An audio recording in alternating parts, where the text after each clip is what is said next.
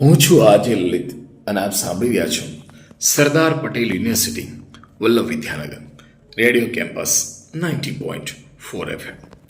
લઘુકથા ખાલીપાનો ભાર. લેખક અર્જુનસિંહ રાઉલજી. નીતા હજુ એ તાળીઓ પાડતી જ હતી.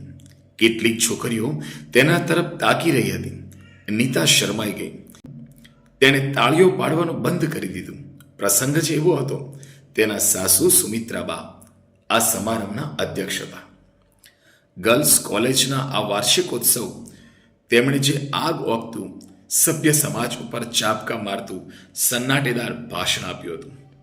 તેનાથી આખો હોલ ચકિત થઈ ગયો હતો અને છોકરીઓએ તો તાલીઓના ગડગડાટથી તેમને વધાવી લીધા હતા.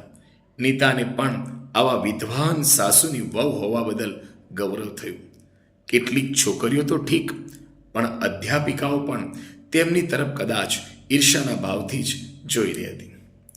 આજની કહેવાતી સાસુઓ અને આપણા સમાજને ખરેખર તો ફાંસીએ દઈ દેવાની જરૂર છે કે જે સાસુઓ અને જે સમાજ વહુઓને સ્ત્રી સ્વાતંત્ર્ય નથી આપતો, દીકરીઓને ઉછેરવા રાજી નથી, વહુઓને ગુલામની જેમ રાખે છે, તેમની ઈચ્છાઓને માન નથી આપતા, એવા બધાને ભેગા કરીને ચાબુકે મારવા જોઈએ.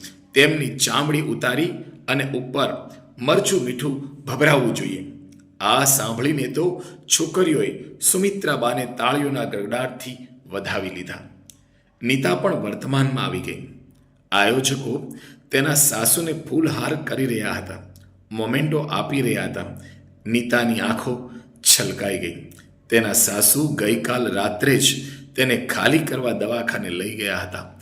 નીતાએ પોતાના પેઢા ઉપર હાથ ફેરવ્યો.